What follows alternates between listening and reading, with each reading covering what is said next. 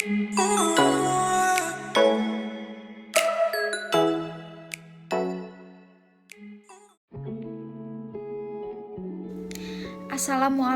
warahmatullahi wabarakatuh.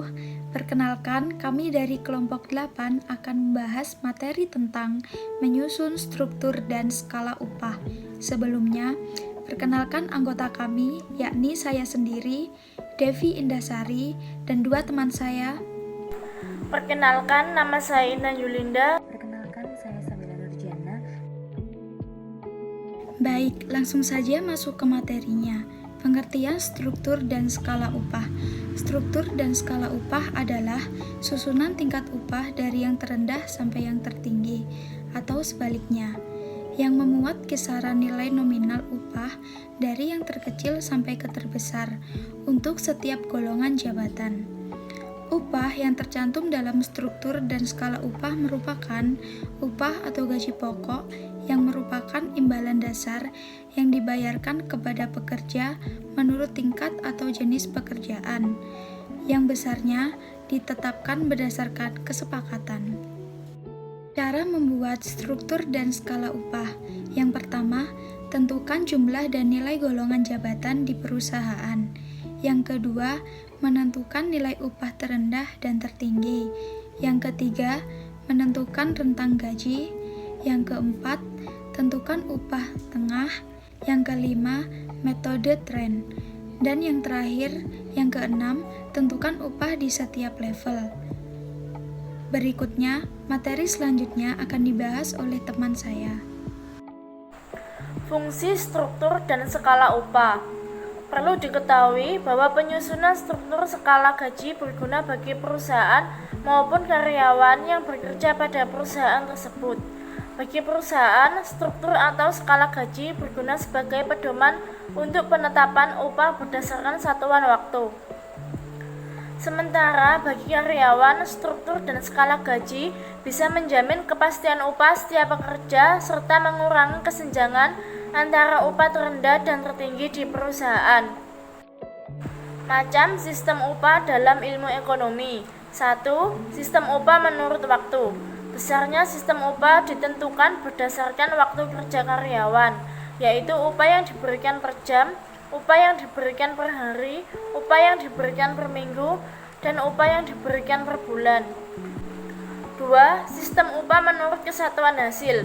Dalam sistem upah menurut kesatuan hasil, pada umumnya digunakan pada perusahaan industri.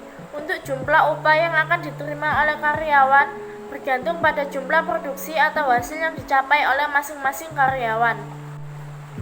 3. Sistem upah borongan. Dalam sistem upah borongan muncul disebabkan karena perusahaan tidak perlu menanggung retika yang berkaitan dengan karyawan. Perusahaan juga tidak perlu menyeleksi dan mencari pekerja yang dibutuhkan. Yang keempat, ada sistem upah premi. Dalam sistem upah premi disediakan upah tambahan atau premi bagi karyawan yang mampu bekerja lebih baik lagi. Yang kelima, ada sistem upah indeks. Sistem upah indeks merupakan upah yang dibayarkan berdasarkan indeks biaya hidup. Yang keenam, ada sistem upah skala. Sistem upah skala merupakan upah yang dibayar berdasarkan skala penjualan.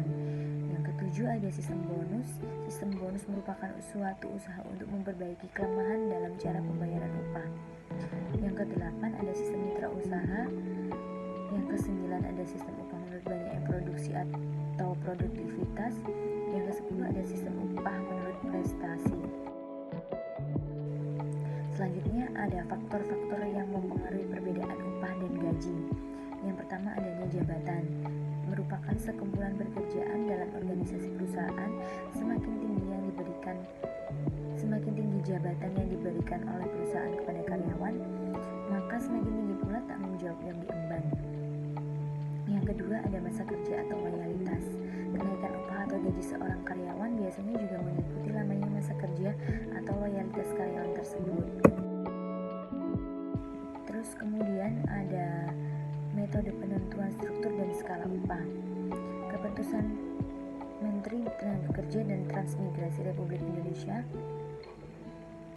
menetapkan bahwa penyusunan skala upah dapat dilakukan melalui A. Skala tunggal, setiap jabatan pada golongan jabatan yang sama mempunyai upah sama.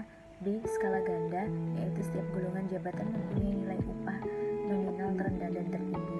Skala ganda terbagi menjadi dua bentuk, yaitu yang pertama skala ganda berurutan, yang kedua skala ganda tumpang tindih.